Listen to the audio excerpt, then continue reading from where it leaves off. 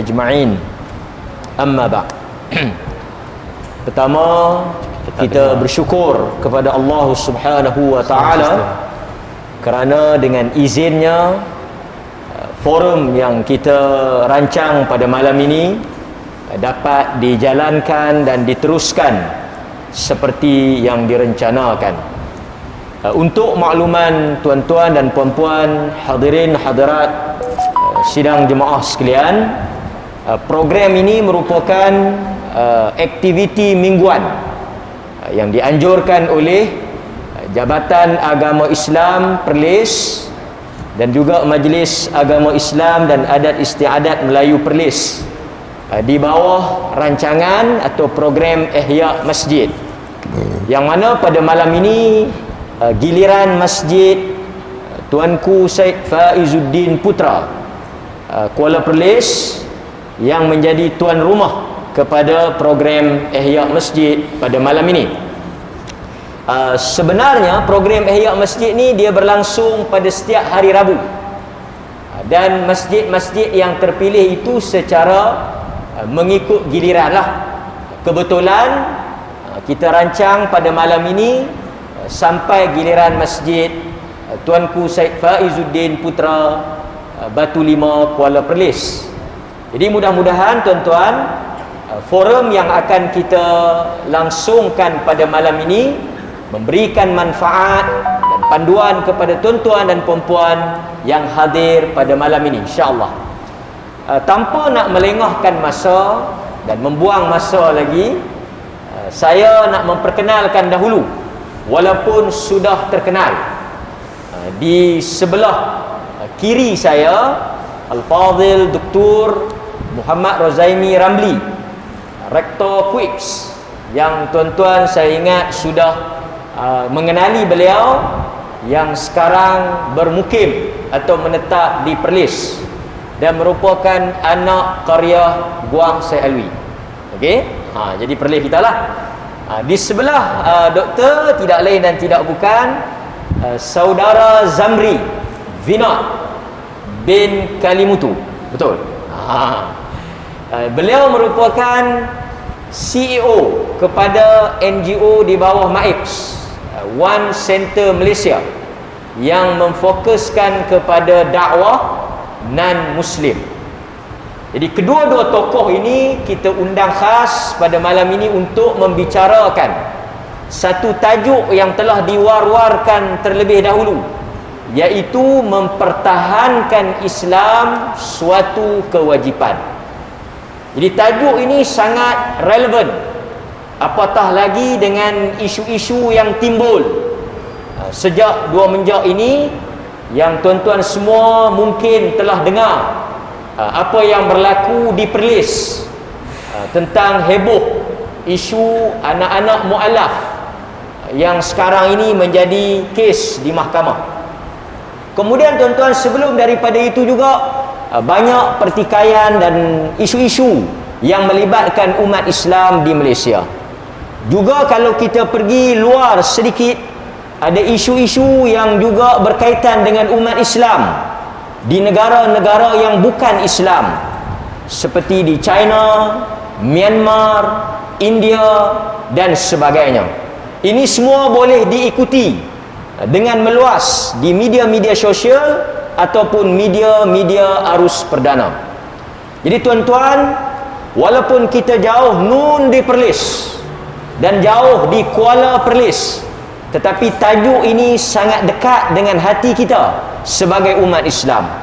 Walaupun saudara kita ditindas di luar daripada Malaysia, tetapi kita yang juga berakidah yang sama ini sepatutnya mengambil tahu dan sekurang-kurangnya berdoa untuk keselamatan mereka dan menyumbang bantuan sekadar yang kita mampu.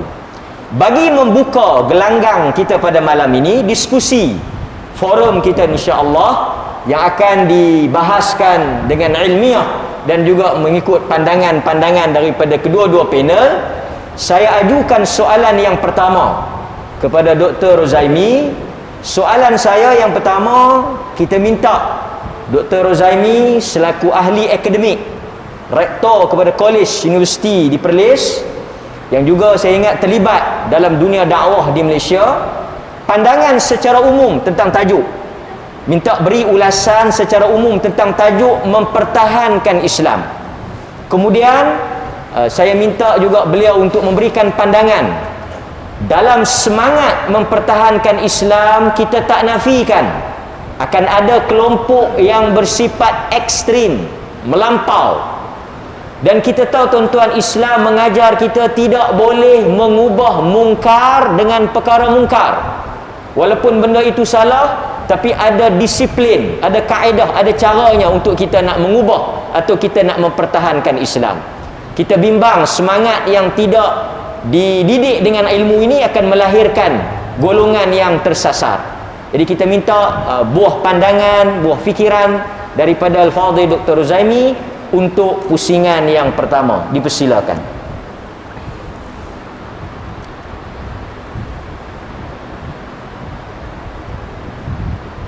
Tes. Tak ada.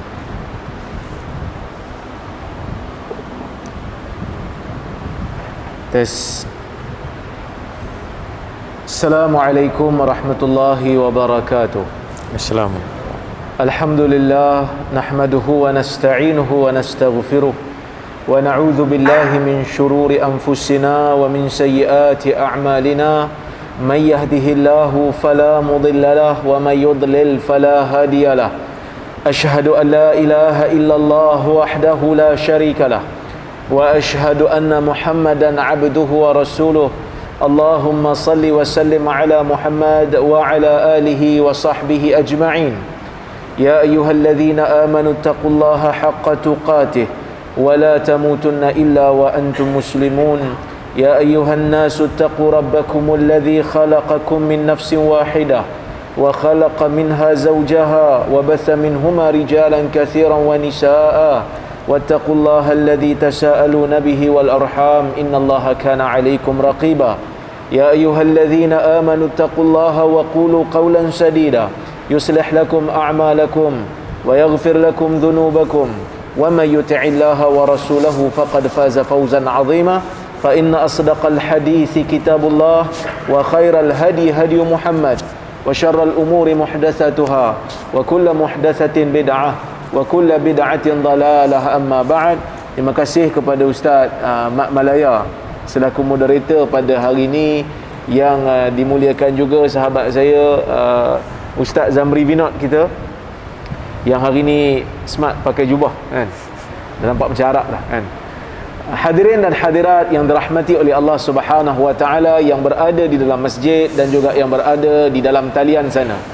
Bila berbicara tentang mempertahankan Islam, saya suka untuk membahagikan mempertahankan Islam ni kepada dua. Yang pertama, mempertahankan agama Islam itu sendiri. Yang mana agama Islam itu harus dipertahankan oleh umat. Oleh kerana itulah kita melihat di dalam sejarah Islam, di dalam sirah An-Nabawiyah, para sahabat Nabi sallallahu alaihi wasallam sanggup untuk menggadaikan nyawa masing-masing. Kan ada di kalangan sahabat seperti yang kita kenal, ya, Anas bin Nadhr, bapa saudara kepada Anas bin Malik. Bapa saudara kepada Anas bin Malik yang bernama Anas bin Nadhr, yang betul-betul berjuang dalam peperangan Uhud sehingga beliau terkorban. Kita dapati juga di sana begitu ramai sahabat-sahabat yang gugur di medan syahid, di medan Uhud sebagai syuhada.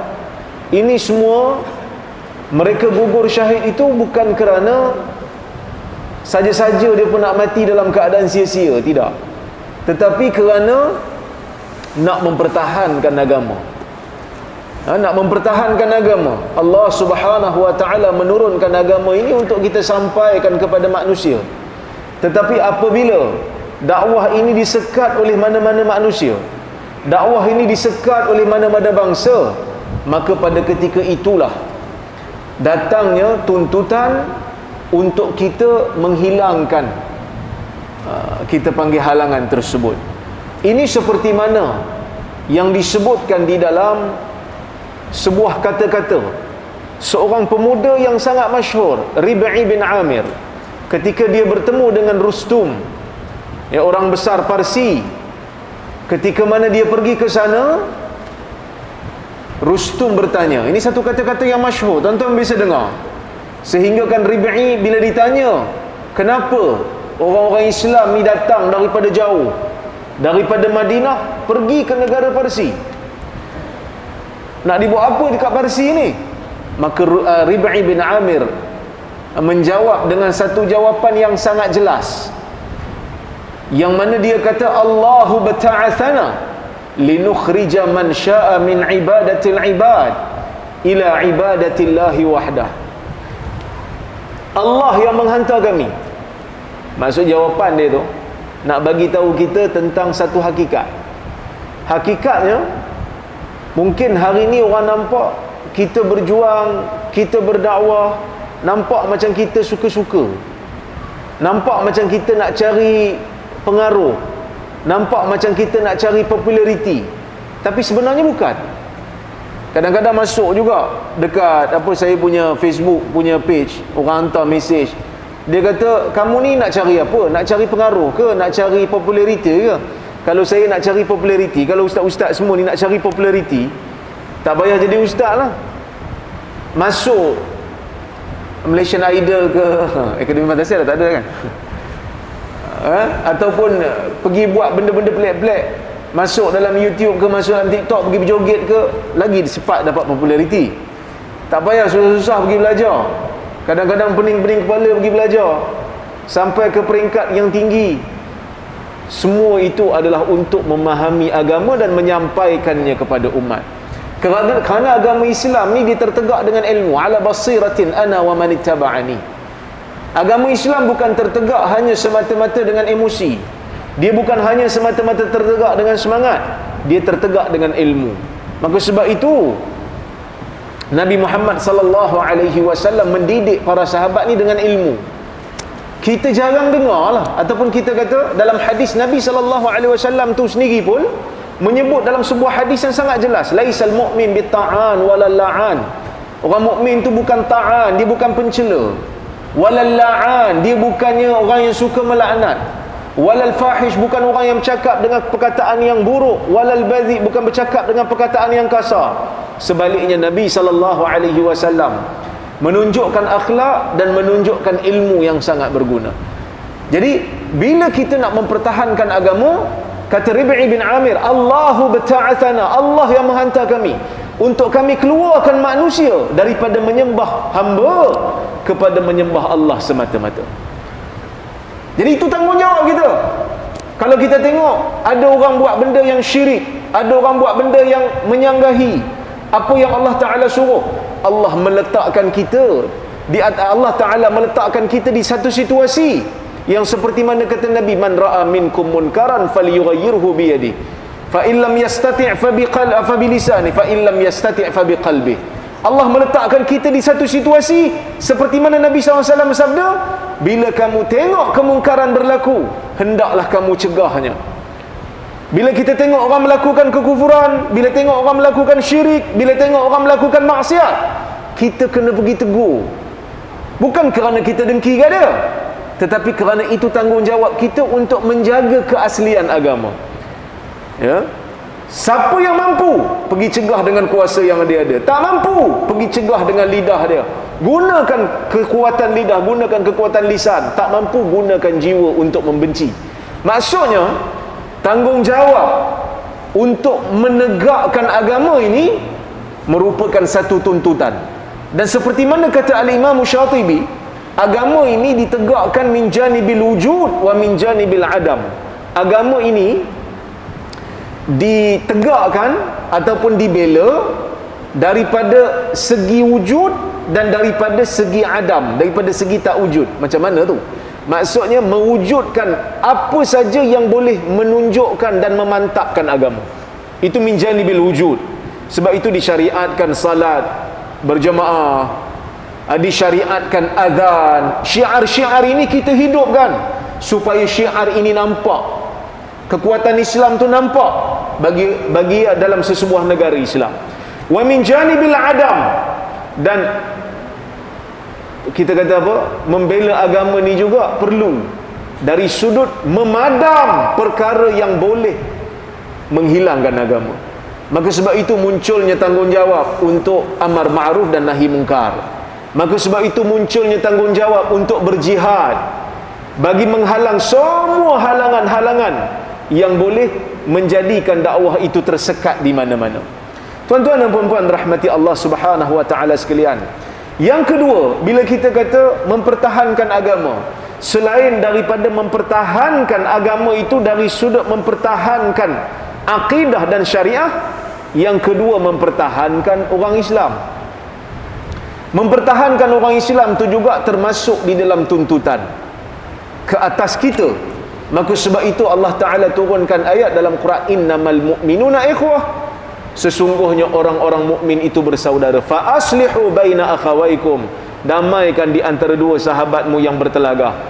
Dan Allah Subhanahu wa taala menjadikan orang mukmin ini saling bantu membantu, bukan hanya sekadar bantu tu, bukan hanya sekadar bantu dari sudut fizikal.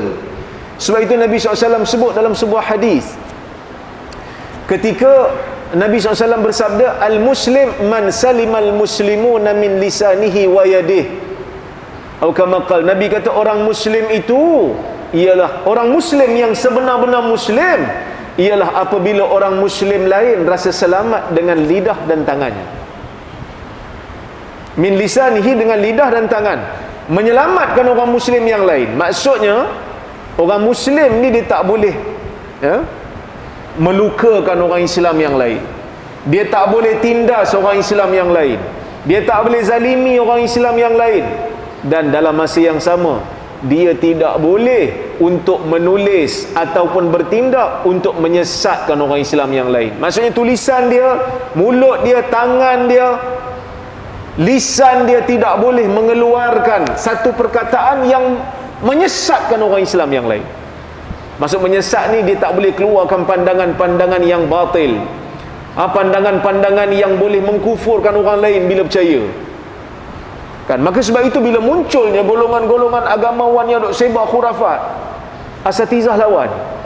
Bukan kerana kita ada kepentingan apa, kita kena maki lagi adalah, tapi kita pegang pada prinsip tak boleh seorang muslim yang nak jadi muslim betul-betul mengeluarkan pandangan, menyandarkannya pada agama sedangkan benda itu bukan daripada agama. Ini satu tanggungjawab. Selain daripada mempertahankan agama, mempertahankan orang Islam daripada dizalimi, daripada ditindas, daripada dirosakkan, daripada disesatkan oleh orang yang tak bertanggungjawab.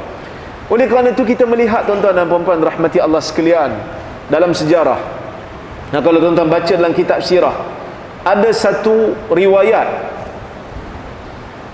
seorang perempuan muslimah di zaman Nabi sallallahu alaihi wasallam ni, dia pergi berjumpa dengan peniaga Yahudi. Ini kisah Bani Qainuqa. Tuan-tuan pun biasa dengar cerita ni, kalau siapa mengaji sirah dia akan jumpa kisah ni. Bani Qainuqa merupakan orang Yahudi. Selepas daripada kemenangan Nabi sallallahu alaihi wasallam dalam peperangan Badar, orang-orang Yahudi ni still ada dekat Madinah. Ada Bani Bani Qainuqa, ada Bani Nadir. Jadi Bani Qainuqa ni, dia tengok satu orang muslimah. Muslimah tu dia menutup muka lah, dia menutup mukanya. Maka orang Yahudi ni dia nak tengoklah muka muslimah, dia kacau muslimah ni. Jadi muslimah ni tak layan dia. Jadi bila perempuan ni duduk, muslimah ni duduk, Bani Qainuqa ni ada satu orang Yahudi ni, dia pergi ikat kain perempuan ni dekat satu benda. Jadi bila perempuan ni bangun, kain dia tersingkap. Kain dia tersingkap. Jadi orang Yahudi yang ada kat situ pakat ketawa kat perempuan ni. Peristiwa itu dilihat oleh seorang lelaki daripada kalangan orang Muslim.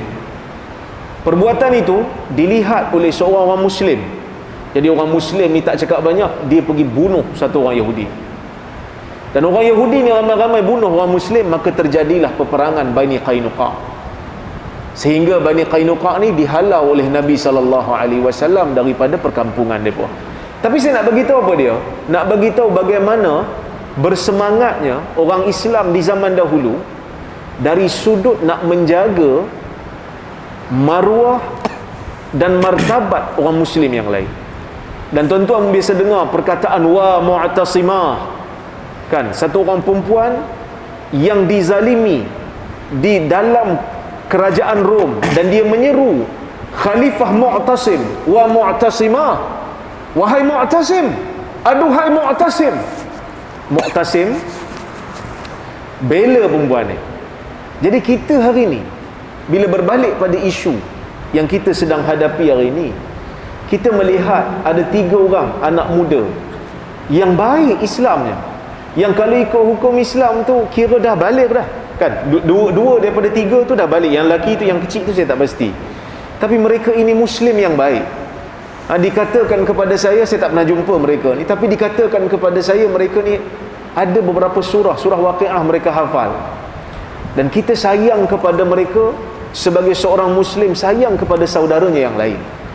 Dan kita tak boleh nak tahan kemarahan kita apabila komentar daripada orang yang bukan Islam yang melakukan provokasi, seolah-olah kita memaksa orang untuk masuk Islam, sedangkan benda tu tak betul.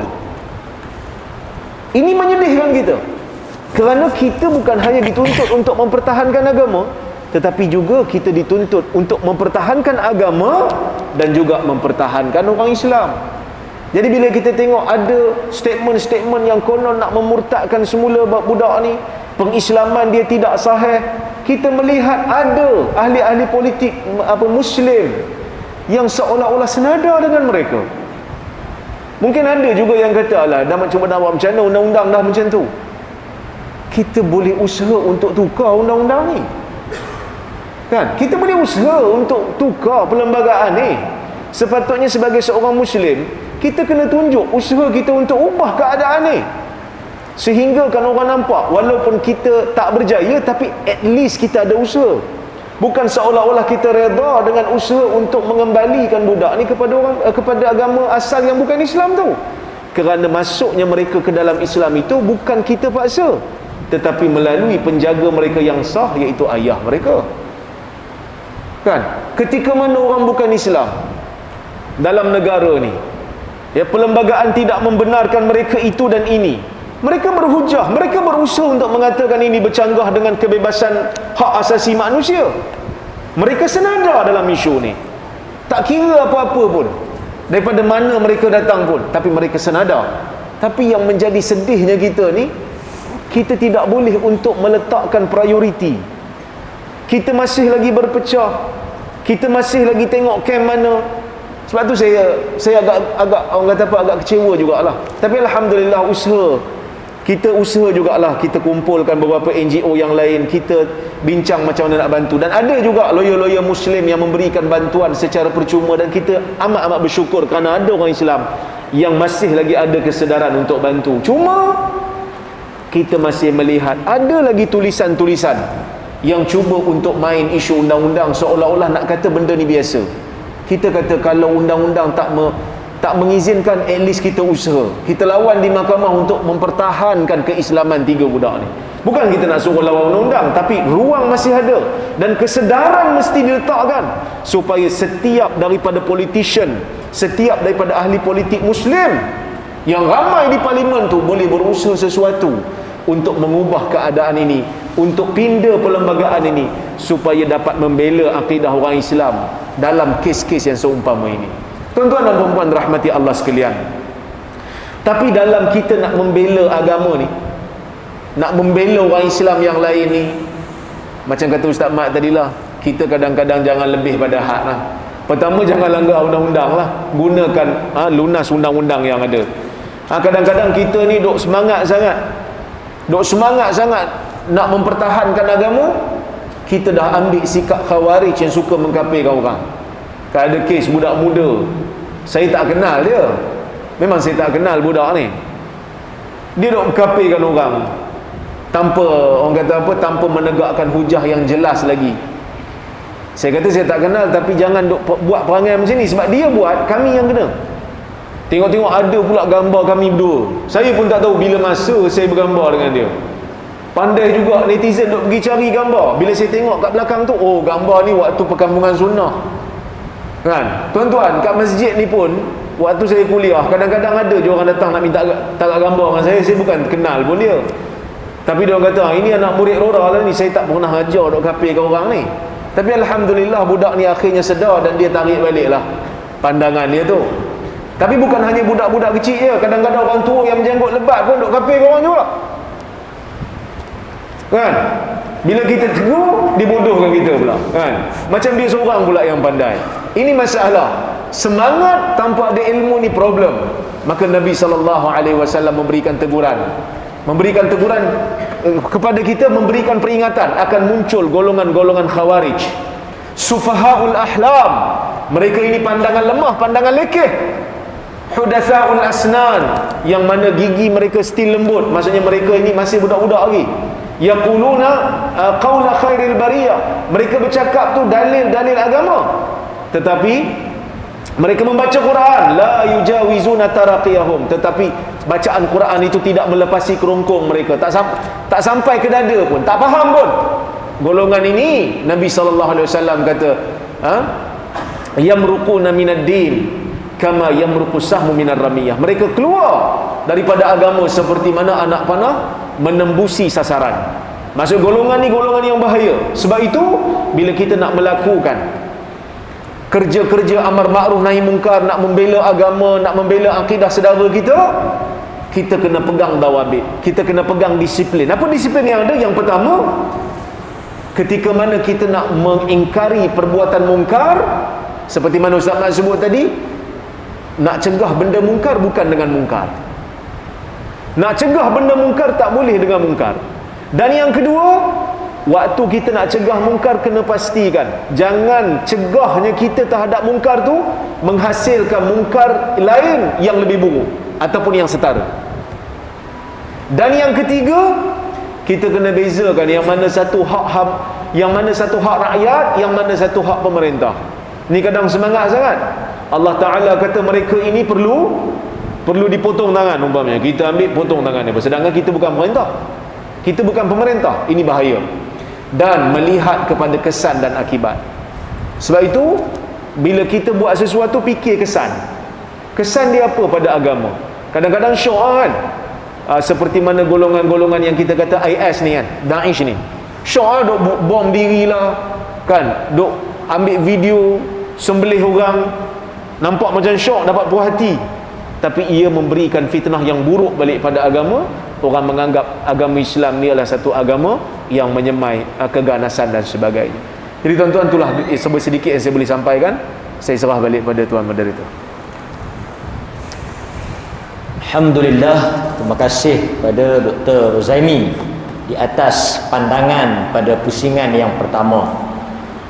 Satu poin yang boleh kita simpulkan, mungkin ada poin-poin lain yang tuan-tuan dapat dan tuan-tuan take note, tapi bagi saya yang menarik yang disebut oleh Dr. Rozaimi tadi, mempertahankan Islam bukan sahaja daripada serangan ataupun daripada tomahan orang bukan Islam yang agresif, tetapi mempertahankan Islam juga daripada penyelewengan umat Islam sendiri.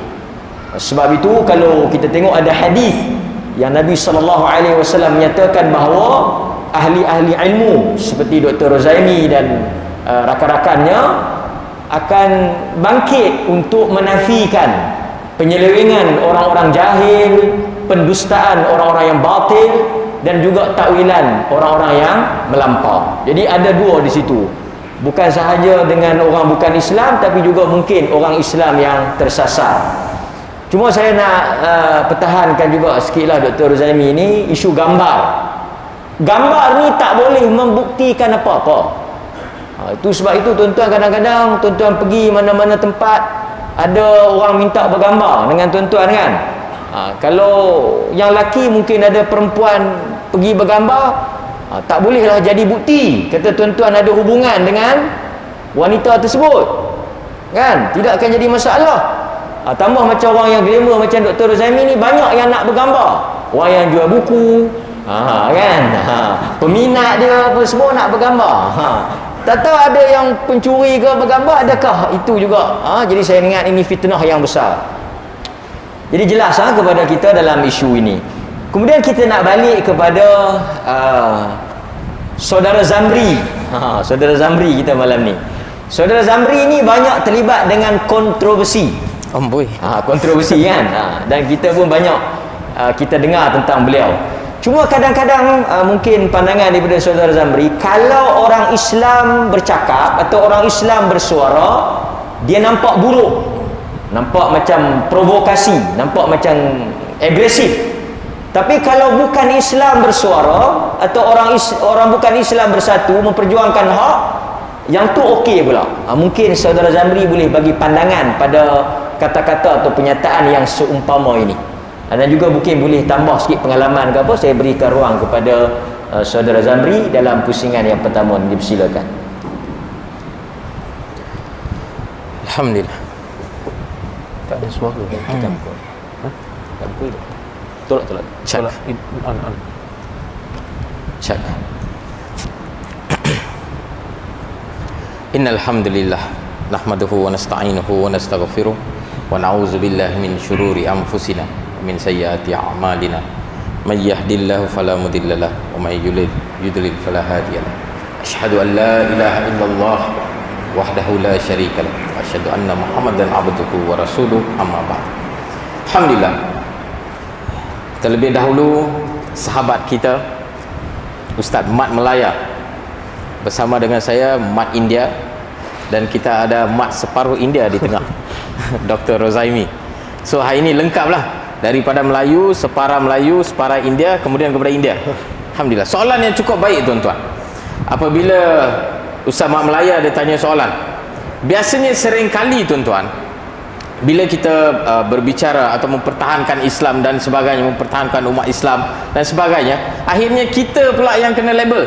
Macam-macam label yang kita pula yang diberi dan sebagainya. Dan perkara ini bukan daripada hari ini, daripada dahulu lagi. Kalau kita lihat, ini merupakan salah satu daripada agenda propaganda yang mereka telah wujudkan, bukan daripada hari ini. Kalau kita lihat figure-figure negara-negara lain, yang kalau kita lihat seperti Nelson Mandela itu sendiri, berapa ramai di antara kita hari ini bila bercerita berkaitan dengan Nelson Mandela, kita kenal satu figura ini. Nelson Mandela adalah seorang pejuang keamanan yang telah memenangi World Peace Award, kan? Berapa ramai di kalangan kita yang tahu sebenarnya dia dulu dilabelkan sebagai teroris.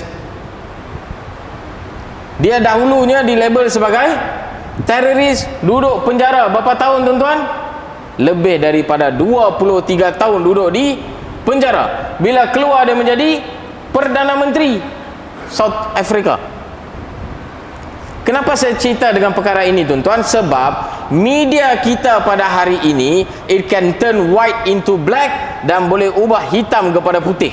Zamri yang tuan-tuan nampak hitam hari ini, media boleh jadikan saya pun putih. Ini situasi yang berlaku kepada kita. Dan hari ini kalau kita nampak, siapa yang kontrol media ni? Di kalangan mereka. Hatta kalau kita lihat di Malaysia sendiri pun tuan-tuan, siapa yang kontrol media? Mereka kontrol media. Kita ada tak media kita? Ada. Media kita sibuk dengan apa? Sibuk dengan benda-benda lain tuan-tuan. Artis mana tak makan hari ini? Artis mana nak bersalin besok? Ini menjadi kononnya boleh membawa perubahan kepada pemikiran masyarakat kita. Ini yang kita sibukkan. Kalau kita lihat dalam konteks 3 orang anak-anak ini sendiri, kalau kita lihat bagaimana naratif media itu memburuk dan memperkotak-katikkan kita orang Islam ini, bagaimana mereka buat tuan-tuan? Pertama sekali mereka menggunakan perkataan-perkataan yang boleh trigger masyarakat kita. Contohnya yang pertama mereka kata apa tuan-tuan? Culik. Kita ni bila dengar aja culik, apa yang kita sangka tuan-tuan? Cuba kita sembang. Ni forum ni kita buat secara santai sikit, doktor. Kita sembang sikit.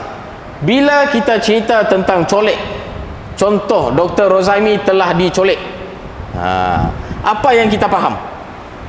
Ada orang secara paksa, betul? Dah tahan Dr. Rozaimi, betul?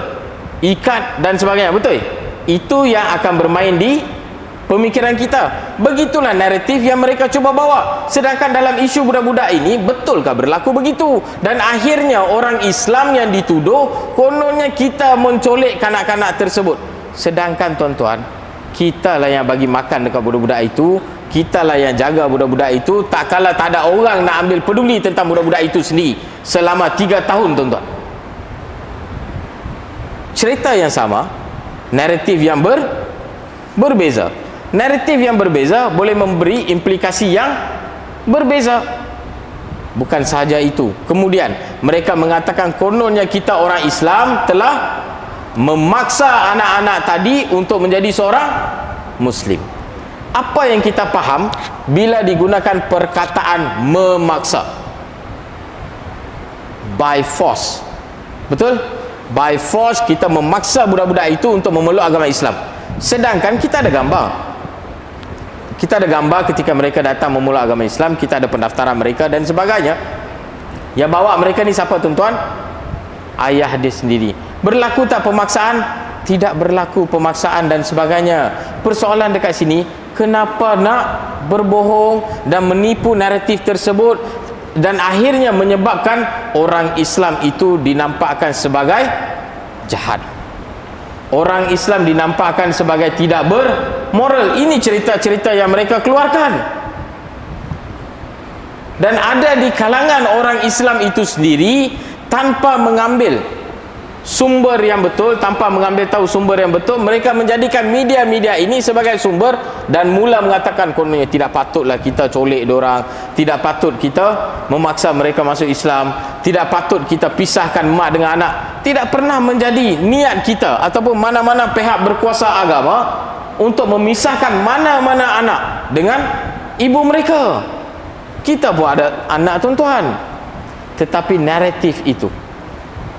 Dan kalau kita lihat bagaimana Malaysia kini, Free Malaysia Today, Malay Mail, tuan-tuan, untuk makluman tuan-tuan, Malay Mail itu, sebab itu saya kata bagaimana mereka memainkan propaganda. Bila saya cerita Malay Mail, apa yang tuan-tuan faham? Ini adalah akhbar orang Melayu, betul? Malay Mail bukanlah milik orang Malay. But mereka menggunakan nama-nama begitu untuk kononnya bila orang membaca, orang akan faham, oh ini suara orang Melayu, sedangkan bukan suara orang Melayu. Bagaimana mereka kontrol media tadi, tuan-tuan, menyebabkan yang betul pun boleh jadi salah, yang salah boleh jadi betul. Kita sibuk dengan perkara-perkara lain. Kita masih lagi dengan kita punya tilam yang empuk di rumah kita, masih lagi relax. Mereka tengah buat apa, tuan-tuan? Mereka sedang memperjuangkan perkara-perkara yang mereka ingin perjuangkan. Cuma beza dia di antara mereka dengan kita ini, seperti yang telah disebut oleh panel sebelum ini, Dr. Rozaimi, oleh Ustaz Mak Melaya dan sebagainya. Kita ada perbezaan prinsip. Di dalam Islam, kita menentang tak perkara-perkara ini, tuan-tuan? Kita menentang pembohongan, kita menentang naratif yang salah dan sebagainya. Tetapi di dalam keadaan ataupun rangka yang beretika, kita tidak berbohong, kita cakap perkara yang betul dan sebagainya. Dan saya percaya masih ramai dekat luar sana yang tidak tahu apa sebenarnya cerita sebenar berkaitan dengan 3 orang budak ini. Saya ambil sedikit masa untuk ceritakan secara pendek, tuan-tuan. Sebenarnya isu ini bukannya bapa dia, bukannya selepas masuk Islam baru bergaduh dengan mak dia dan sebagainya. Tidak. Mereka telah pun ada masalah ke keluarga daripada awal. Bila dah ada, mak dia telah pun menghilangkan diri bagi tempoh yang lama. Bapa dia betul, kita tidak nafikan bapa dia ada masalah dan sebagainya, sekarang duduk di penjara, ada masalah berkaitan dengan dadah dan sebagainya. Bila bapa dia ada masalah, anak-anak ni dengan bapa dia, mungkin bapa dia tak tahu apa nak buat, bagaimana nak jaga budak-budak ini dan sebagainya. Mungkin terlintas dia nak bawa budak-budak ini untuk memeluk agama Islam dengan persetujuan mereka sendiri. Jadi mereka 3 orang datang memeluk agama Islam di Perlis, hasil daripada dakwah salah seorang pendakwah di negeri Penang. Telah dakwah dia dan dia pun setuju untuk memeluk agama Islam, dia datang untuk memeluk agama Islam. Dan kemudian budak-budak ini diserahkan di pusat tahfiz ataupun madrasah, diserahkan di madrasah. Kemudian dekat middle of the story baru datangnya Ustazah Nazirah. Ketika mereka ada di Sungai Petani, dia datang melawat, kesian dengan budak-budak ini dan sebagainya. Waktu itu bapa dia telah pun masuk penjara. So dia pergi melawat budak-budak ini, dia pergi tengok, dan dia tak ada transport disebabkan dia susah nak pergi melawat dan sebagainya. Dia bawa budak-budak ini pergi tinggal di Penang, berikan pendidikan, bagi makan minum, jaga mereka elok dan sebagainya. Lepas tu budak anak dia antara 3 orang yang laki kecil itu, biasalah anak mana tak sayang dekat mak. Anak tadi dia minta dekat mak dia, dia minta dekat Ustazah Nazirah tadi, kalau boleh cari mana mak dia. Ustazah Nazirah buat apa? Dia try untuk cari. Lepas tu dia jumpa melalui Facebook. Dia jumpa melalui Facebook dan dia kontak melalui Facebook dekat mak dia. Bagi tahu yang anak ada di sekian-sekian tempat dan sebagainya, kalau boleh datang melawat. Lepas 8 hari baru reply. Bila reply tuan-tuan, dah bagi tahu suruh datang melawat dan sebagainya, mungkin sibuk kerja dan sebagainya, dia pun bagi tahu dia tak boleh nak datang sebab sibuk kerja, tak boleh datang, tak ada duit. Dan mereka telah pun offer untuk bagi duit. Tak apa, kita boleh bagi duit untuk kamu datang melawat. Bagus tak tuan-tuan? Bagus kan? Suruh nak bagi duit, dah offer dan sebagainya, tapi tak datang. Beberapa kali dah set untuk berjumpa tapi tak jadi.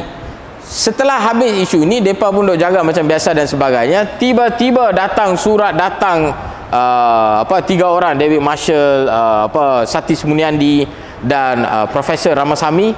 Mereka bertiga datang dan tiba-tiba jadi kecoh, kata berlaku pencolekan, kata berlaku pemaksaan. Tuan-tuan faham? Dan apabila berlaku begitu, bukan hanya di kalangan mereka, yang lebih malang lagi apabila ada di kalangan orang yang mengaku dia Islam, dia pun turut tembak bersama-sama dan memberikan naratif yang tak betul. Itu yang berlaku. Sebab itu kita marah. Kita marah sebab apa tuan-tuan? Kenapa nak berbohong? Kenapa sengaja nak wujudkan satu situasi atau gambaran kononnya orang Islam ini adalah golongan yang suka memaksa orang untuk memeluk agama Islam. Orang Islam ini adalah golongan yang suka picolek orang punya anak dan sebagainya. Why? Kenapa nak main sentimen yang mana sentimen itu tidak wujud? Sedangkan orang dekat sini berniat untuk membantu. Dan anak-anak itu tuan-tuan, jelas mereka pun mahukan Islam. Kalau kita nampak daripada cerita-cerita mereka sendiri, dan kemudian mereka kata kononnya mereka buat seolah-olah macam kita tak mau bagi mereka ambil budak-budak itu. Sebenarnya tidak. Anak-anak ini ketika mereka datang ke balai nak ambil budak-budak ini, anak-anak ini yang mereka protes dekat mak dia, marah dekat mak dia, gaduh dengan mak dia, kata kenapa nak bawa masalah, kenapa nak jadikan benda ni masalah. Dan mereka yang tak mau ikut. Bila mereka tak mau ikut, dengan persetujuan mak dia yang minta supaya mereka dimasukkan di JKM. Siapa minta tuan-tuan? Mak dia minta. Kemudian bila hantar JKM, hantar di JKM mana? Di JKM Kedah. Mereka tak maulah hantar dekat JKM Perlis, boleh jadi mereka risau ke apa, tak apalah. Mereka hantar pergi JKM Kedah. Besok mak dia nak pergi melawat, mak dia tak boleh melawat. Mereka tulis naratif dekat surat khabar, bagi tahu apa? Kita di Perlis tak bagi melawat. Pasal apa nak buat cerita begini? Ada kena-mengena dengan kita ke tuan-tuan? Tak ada. Pihak kononnya pihak berkuasa agama negeri Perlis tak mau bagi maknya melawat, konon kita nak pisah. Mana ada? Dah tak ada kena-mengena dengan kita. Bila kita pun tanya dekat JKM pasal apa tak bagi dia melawat, dia kata bukan kita tak mau bagi melawat, memang itu prosedur sekarang. Covid kes tengah tinggi, bukan mak dia saja, siapa pun tak boleh melawat. Bukan hanya di JKM, di sekolah-sekolah asrama pun mak bapak tak boleh pergi melawat. Pasal apa nak buat cerita tipu macam ni? Tuan-tuan faham tak? Ini naratif surat khabar. Ini naratif Malaysia kini. Ini naratif daripada Free Malaysia Today. Jahat tak tuan-tuan? Jahat. Pasal apa nak buat cerita jahat? Okey, dalam mak dia, lepas tu mak dia dapat melawat. Bila mak dia dapat melawat, kita bukannya ajar apa pun tuan-tuan. Budak-budak tuan-tuan, bila mereka dah kenal dengan agama, bila mereka kenal dengan agama Islam, mereka cintakan kepada agama Islam, apa yang mereka buat? Mereka dakwah mak dia pula. Budak lelaki tu bagi tahu dekat mak dia, pergi dekat satu bookstore di Sungai Petani, pergi dapatkan buku sekian-sekian. Nescaya kalau mak baca, mungkin akan suka dengan Islam. Anak tu pula bagi tahu, kalau mak nak masuk Islam, mereka pun bersetuju. Ini bukan saya cakap, ini naratif daripada mereka sendiri yang saya ambil dan saya simpan. Itu menunjukkan teguh tak tuan-tuan budak-budak ini dengan Islam? Teguh tak pendirian mereka dengan Islam? Teguh. Mereka mahukan Islam. Apabila mereka sendiri mahukan Islam, menjadi kewajipan kita orang Islam untuk mempertahankan akidah mereka tuan-tuan. Kita perlu mempertahankan akidah sesiapa sahaja selagi mana mereka mahukan kepada Islam. Ini menjadi kewajipan kita.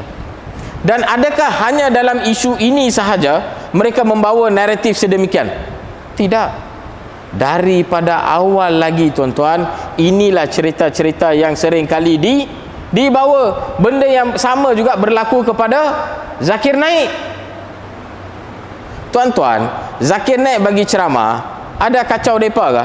Sampai ke tahap kami panggil Zakir Naik untuk bagi khutbah Jumaat, mereka pula protes. Elok, dia bukan bagi khutbah di tokong mana? Dia nak bagi khutbah di mana? Masjid.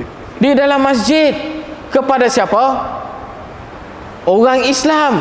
Yang mereka protes pasal apa? Sebab mereka zahirkan kebencian mereka terhadap Islam tuan-tuan.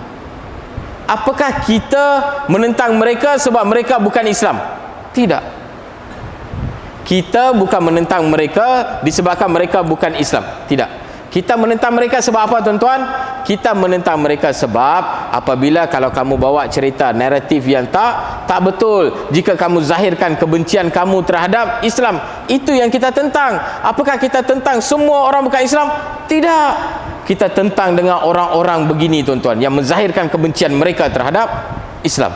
Inilah orang-orang yang kita tentang. Termasuk juga perkara ini berlaku tak dekat saya tuan-tuan? Berlaku dekat saya. Ada orang tuan-tuan, ada orang buat video, kita tak kacau mereka. Ada orang buat video, dia bagi tahu di dalam Kaabah ada Shiva Lingam. Siapa buat? Mereka buat. Dia kata apa? Dalam Kaabah ada Shiva Lingam. Ada kena-mengena dengan dia ke? Dalam Kaabah ada apa? Engkau peduli apa? Tak ada kena-mengena dengan dia. Dia buat video, tak pernah pergi, mereka tak pernah pergi. Dia kata dalam Kaabah ada Shiva Lingam. Kita buat video, kita reply perkara tersebut, dan bila kita cerita dari sudut akademik, bila dia kata dalam Kaabah ada Shiva Lingam, perlu tak kita tahu apa dia makna Shiva Lingam? Mestilah kena tahu kan apa dia Shiva Lingam tu. Kita pun cerita, tiba-tiba mereka kata kita pula hina agama dia. Siapa cari pasal dulu? Sepatutnya mereka buat apa? Sepatutnya mereka ajar, mereka didik orang dia sendiri, bagi tahu jangan bawa naratif palsu, jangan buat cerita palsu. Macam mana kamu tahu? Kenapa pandai-pandai buat cerita? Kamu pernahkah pergi? Kamu tak pernah pergi. Kenapa pandai-pandai kamu buat cerita? Kononnya dalam Kaabah ada Shiva Lingam. Apa yang mereka cuba sampaikan? Dia cuba sampaikan bagi tahu kita orang Islam, kita sembah Tuhan dia. Elok. Ini cerita yang mereka cuba bawa. Saya tuan-tuan buat ceramah di Kelantan.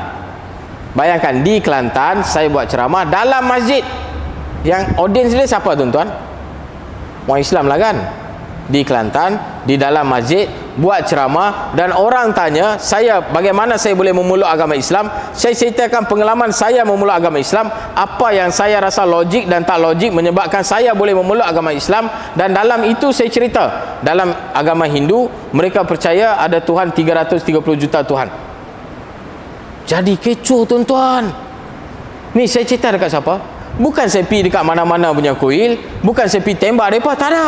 Saya cerita pengalaman hidup. Kita jadi Islam di Malaysia, nak cerita pengalaman hidup kita pun tak boleh, tuan-tuan. Akhirnya kita yang kena, kita pula kena tuduh. Kononnya kita hina agama mereka. Kalau ada satu orang bukan Islam datang kepada kita dan dia bagi tahu dekat kita, orang Islam dia sembah satu Tuhan, siapa kat sini akan rasa terhina? Tak ada siapalah. Betul tak dia kata? Betul lah, kita orang Islam, kita sembah Tuhan yang Esa, Tuhan yang tunggal. Betul tak? Betul kan? Pasal apa kita nak rasa terhina dan sebagainya? Pasal apa? Tiba-tiba mungkin dia pun terkejut. Betul ke ada banyak begitu? Saya tak tahu. Tapi kenapa dia nak bawa naratif kononnya kita nak hina agama dia dan sebagainya? Sebab apa, tuan-tuan? Sebab mereka tak mau kita cerita perkara yang benar. Mereka tak mau kebenaran itu sampai dan sebagainya. Jadi tuan-tuan, sebagai pengakhiran sesi kita yang pertama ini, saya nak bagi tahu, sebagai orang Islam, kita selagi mana orang itu dia mahu kepada Islam, kita perlu pertahankan keislaman mereka. Yang kedua, apabila ada orang buat naratif palsu, apabila ada orang buat cerita tak betul, apabila ada orang buat cerita tipu dan sebagainya, kita sebagai orang Islam, kita bertanggungjawab tak untuk membetulkan naratif tersebut? Kita bertanggungjawab. So di kalangan kita semua, kita sama-sama perlu membetulkan perkara tersebut agar semua orang faham apa cerita sebenar dia. Dan dalam kita buat benda itu, akan ada tak orang akan tembak kita macam-macam? Akan ada tak orang bagi tahu, oh dia buat begitu, begini dan sebagainya. Ini bukan daripada zaman sekarang, tuan-tuan. Daripada zaman Rasulullah SAW sendiri, Rasulullah juga turut difitnah dengan pelbagai onar. Kononnya nak wujudkan perpecahan lah, nak buat itulah, nak buat itu, inilah, gila dan sebagainya. Rasulullah pun kena. Apatah lagi kita, tuan-tuan. So di dalam kita berjuang, tuan-tuan, label ini adalah satu perkara yang biasa. Tetapi kita kena buat apa, tuan-tuan? Selagi mana kita tahu kita tengah memperjuangkan benda yang benar, benda yang hak, benda yang betul, kita kena jalan terus. Sekian, wabillahi taufiq wal hidayah. Assalamualaikum warahmatullahi wabarakatuh. Alhamdulillah, bersyukur kepada Allah Subhanahu wa taala di atas perkongsian daripada saudara Zamri dari sudut pengalaman beliau, apa yang beliau lalui agak panjang lebar, dan juga beberapa cerita daripada sumber yang beliau dapat berkaitan dengan isu-isu yang kita semua sedia maklum. Itu pandangan peribadi dan juga cerita yang beliau kemukakan kepada kita pada malam ini. Jadi tuan-tuan, bagi meneruskan forum kita pada malam ini, pusingan akhir kepada Al-Fadhil Dr. Rozaimi.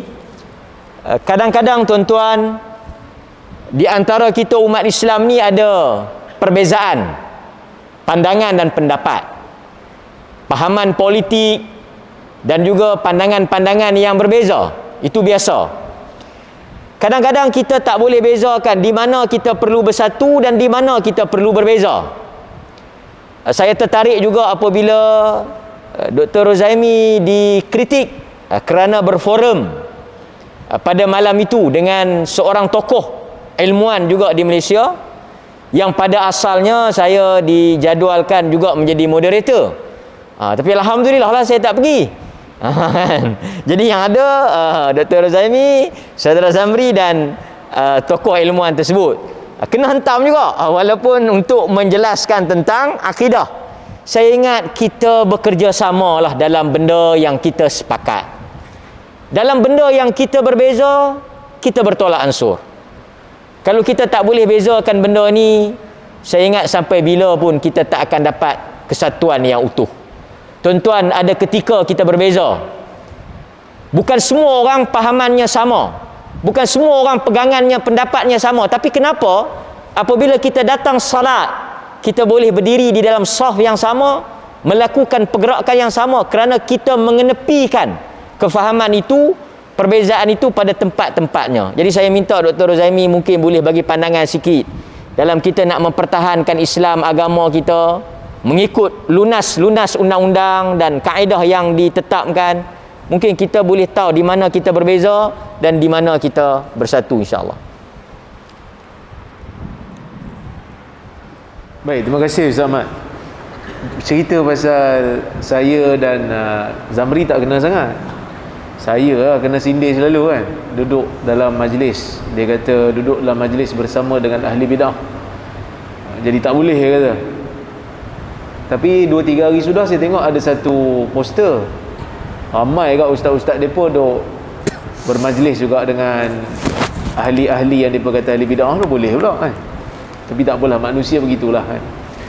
Saya tak ada masalah. Yang penting kita menyampaikan pendirian kita, itu je. Di mana pun kita duduk, kita sampaikan pendirian. Baik. Masalah kita orang Islam pada hari ini, kita tak reti nak letakkan prioriti. Sehingga kan Dr. Yusuf Al-Qaradawi terpaksa menulis kitab Fiqhul Awlawiyat dan Fiqhul Muwazanat. Fiqh Awlawiyat ni meletakkan kepentingan, meletakkan yang mana lebih penting sebelum yang penting dan kurang penting. Saya jadi sedih ni sebab bila isu ni timbul, Datuk Mufti dok call saya lah. Dia kata, Syekh, esok pagi free tak? Mari datang sarapan di rumah. Dia nak ada lawyer nak datang nak bagi penjelasan. Sebab isu ni memang saya pun tak sempat nak baca, tapi saya diamkan diri lah. Saya tak kecam, saya tak apa, saya terus ambil pendirian, kena pergi dengar.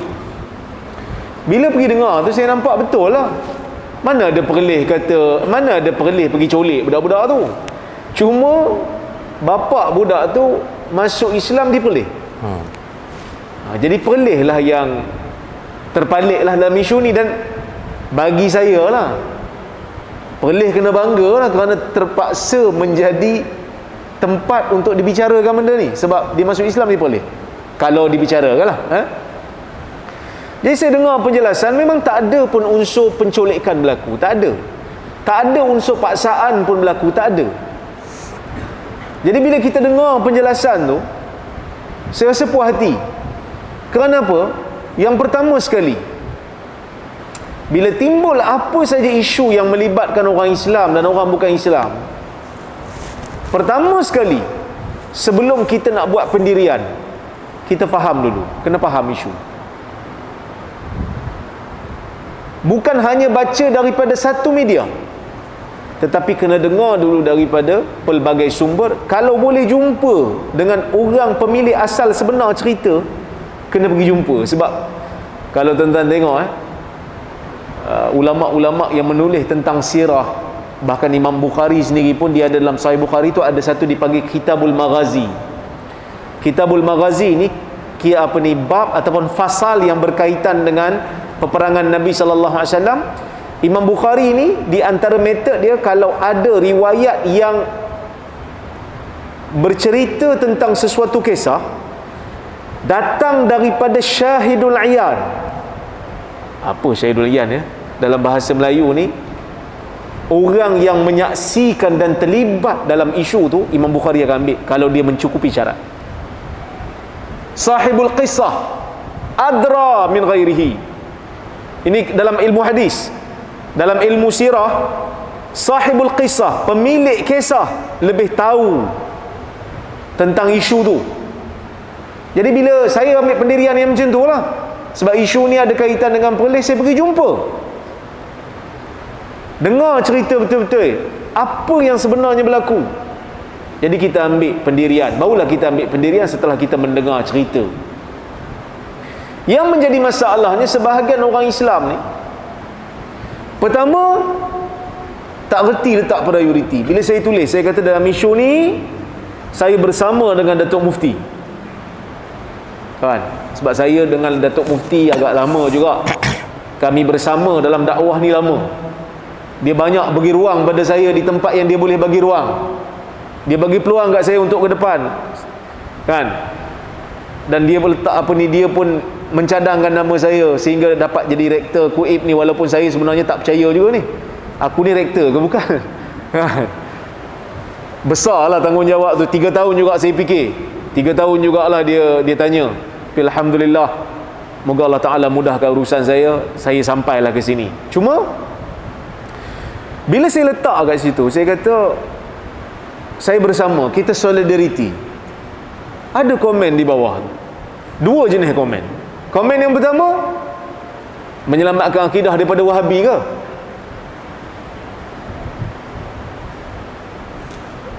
Kita salah meletakkan prioriti. Kita berbicara tentang 3 anak yang telah menjadi Muslim yang baik, hafal Quran, hafallah beberapa surah dalam Quran. Kita nak pertahan akidah dia, tapi ada mangkuk-mangkuk ni duk fikir lagi isu Wahabi tak Wahabi. Sebab tu saya geram. Kita salah letak prioriti. Waktu kita nak bertempur, bukanlah bertempur maksud berperang, waktu kita nak bertempur idea dengan orang bukan Islam, fitnah mereka begitu dahsyat, kononnya Perlis pergi halang budak ni daripada jumpa mak budak ni, tiba-tiba ada orang Islam sangka buruk dengan kita. Tak boleh tengok mana satu kufur, mana satu Muslim. Ataupun mungkin mereka anggap kita kafir jugalah kot. Tapi budak-budak tu bukan kafir pun. Kalaulah kata dia nak kafirkan saya contohnya kan, tapi budak-budak tu tak kafir pun. Budak tu Islam yang baik. Dan saya pun alhamdulillah, mudah-mudahan Allah Ta'ala terimalah Islam saya. Kita Muslim, tapi kita salah meletakkan prioriti. Saya ingat lagi kisah yang tuan-tuan biasa dengar. Kan Khalid bin Al-Walid kena pecat dengan Omar, kan? Dia kena pecat dengan Omar.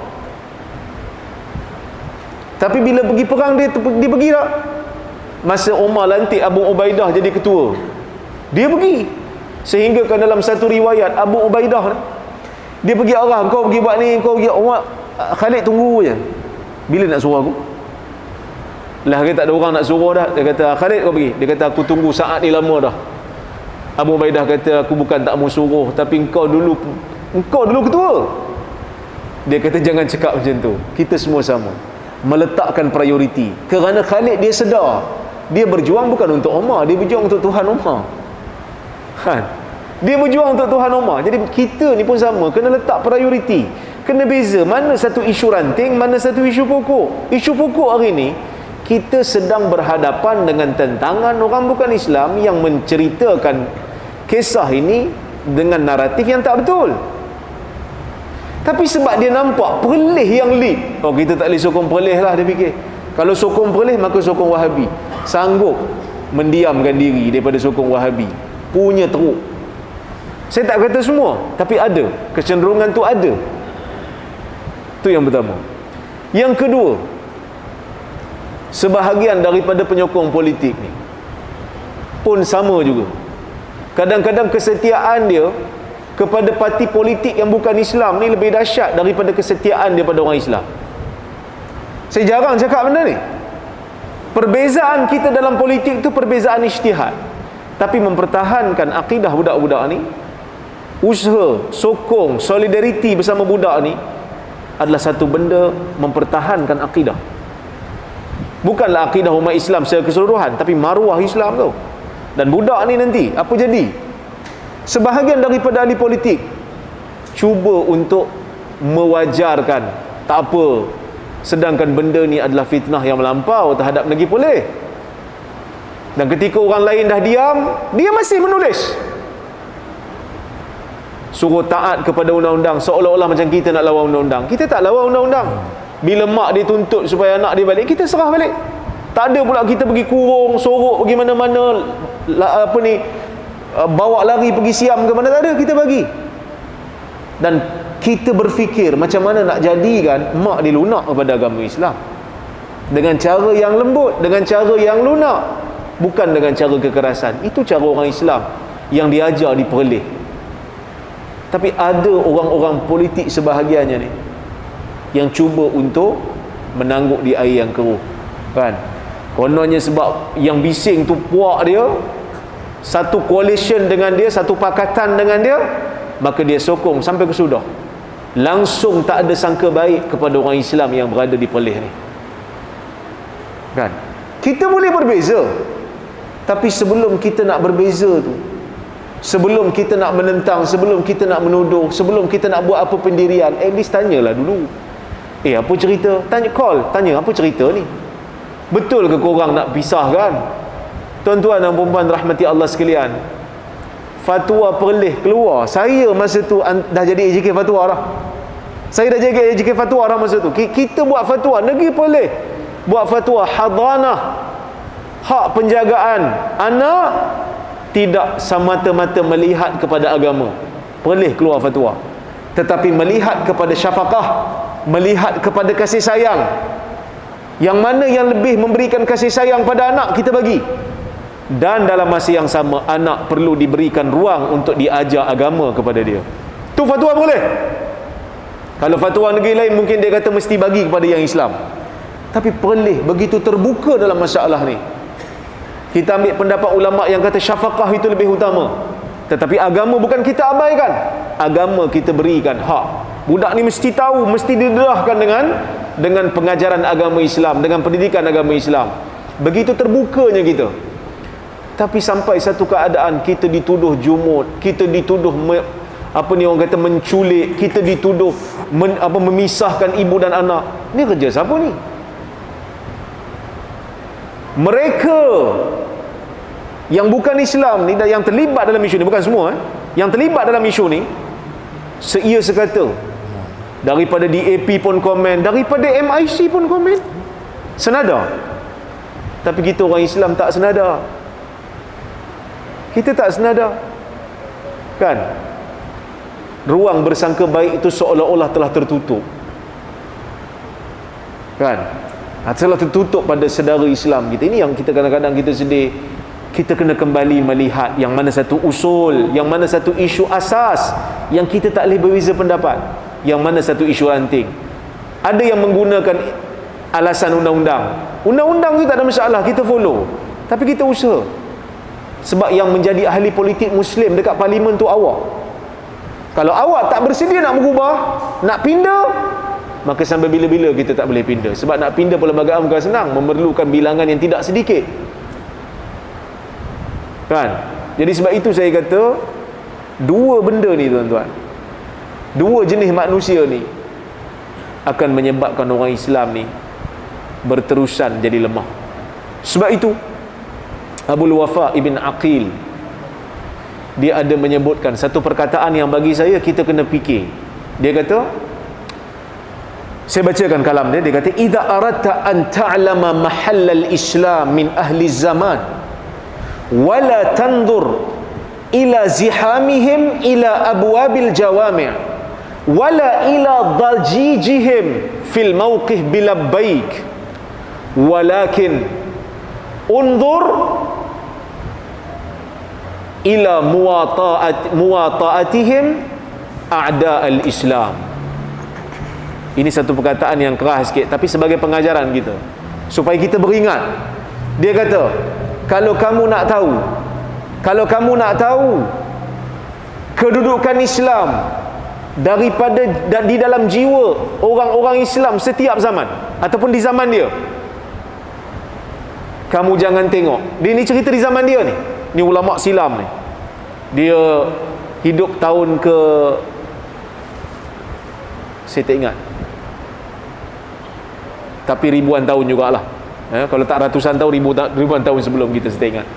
Cuma dia kata, kalau kamu nak tahu kedudukan Islam pada jiwa orang di zaman ini, kamu jangan tengok berpusu-pusunya mereka ke masjid. Jangan tengok setakat itu. Kamu jangan tengok pada jeritan-jeritan mereka waktu mereka buat haji, labbaik, labbaik. Tetapi kamu tengoklah bagaimana mereka ini berpakat dengan musuh-musuh Islam. Maksudnya, kalau setakat pergi semayang, kalau setakat pergi buat haji, tapi jiwa dok setia pada bukan Islam, 100% kepada bukan Islam, problem tuan-tuan. Jangan kata diri sayang ke Islam. Ini merupakan satu peringatan. Saya tak tuduh siapa-siapa, tapi ia merupakan satu peringatan untuk kita bersama. Kita ada tanggungjawab, kan? Kalau kita tak boleh nak ubah pun, undang-undang kata tak boleh, at least kita kena usaha bercakap supaya orang lain sedar dan perubahan boleh dibuat lepas pada ni. Kerana undang-undang manusia ni anytime boleh berubah. Kan? Seperti mana yang orang bukan Islam dok buat lah, benda bercanggah dengan perlembagaan, dia orang dok bercakap human right, human right, human right.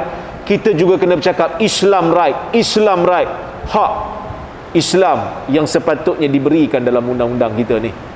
Jadi tuan-tuan, itulah yang sepatutnya kita lakukan. Wallahu ta'ala a'lam bissawab. Okay, Alhamdulillah, jelas apa yang disebut oleh Dr. Zaimi tadi. Cuma menariknya, Perlis ni memang dia agak biasalah kontroversi, sensasi dan sebagainya.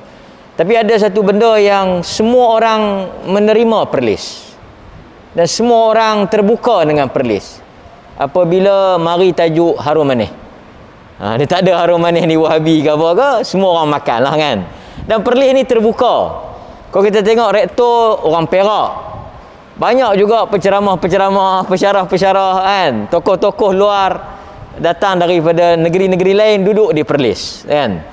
Keterbukaan Perlis ni insya-Allah dapat memberikan rahmat pada semua.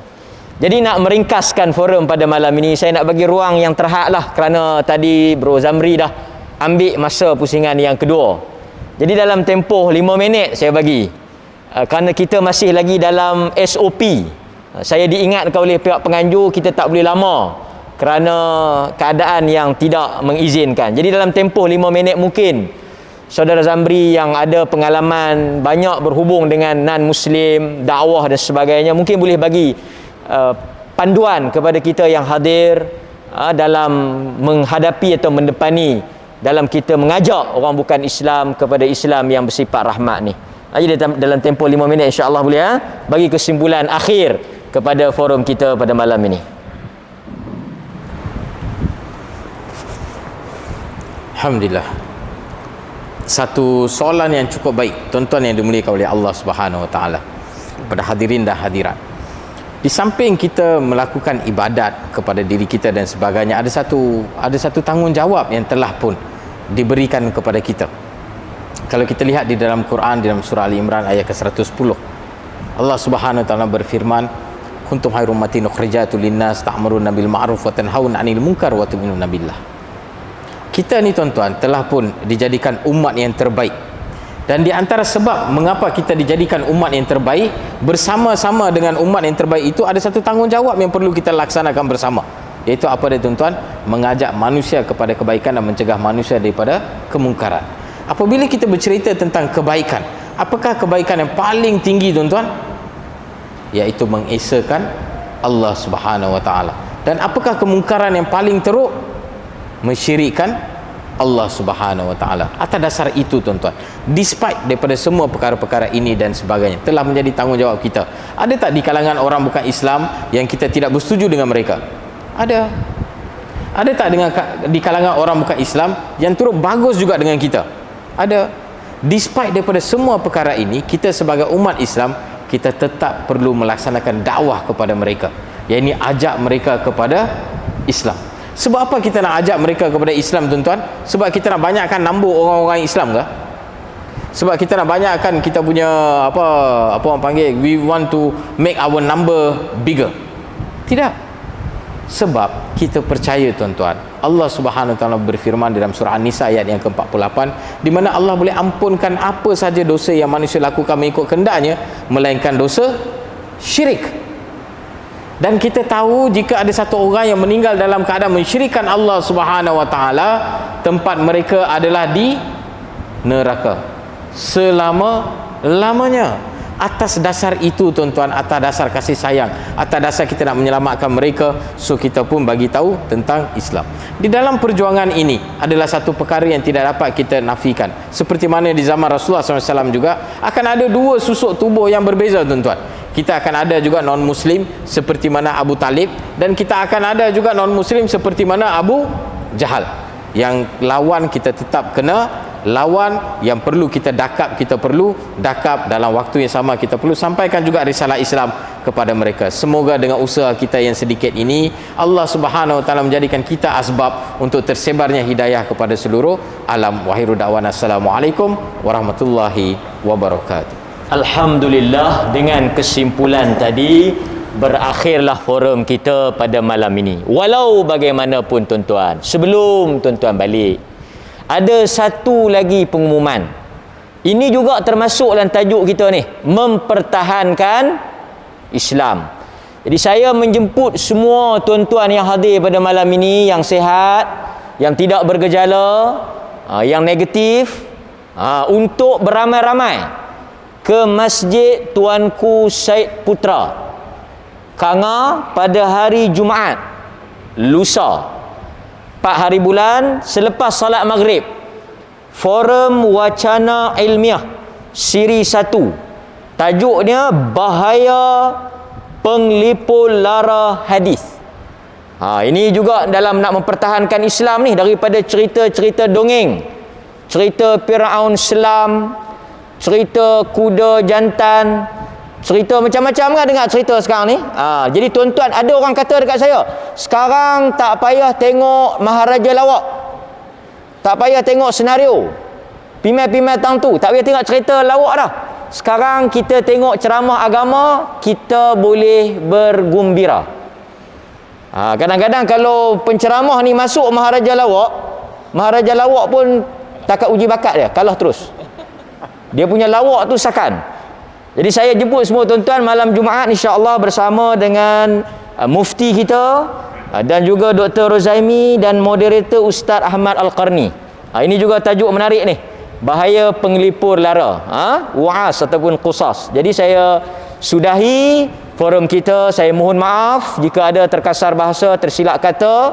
Pandangan-pandangan yang diberikan oleh panel tadi adalah pandangan-pandangan peribadi berdasarkan kepada buah fikiran mereka, pengalaman mereka, kajian mereka dan apa yang mereka hadapi. Dan mudah-mudahan tuan-tuan mengambil yang baik sebagai teladan, yang buruk sebagai sempadan. Kepada Allah jua kita memohon hidayah dan keselamatan akhirnya. Astaghfirullahalazim. Assalamualaikum warahmatullahi wabarakatuh. Terima kasih kepada pihak masjid yang menjadi penganjur pada malam ini. Terima kasih, dan saya serah balik kepada masjid. Mungkin kita akan salat isyak berjamaah dan kita bersurai. Terima kasih.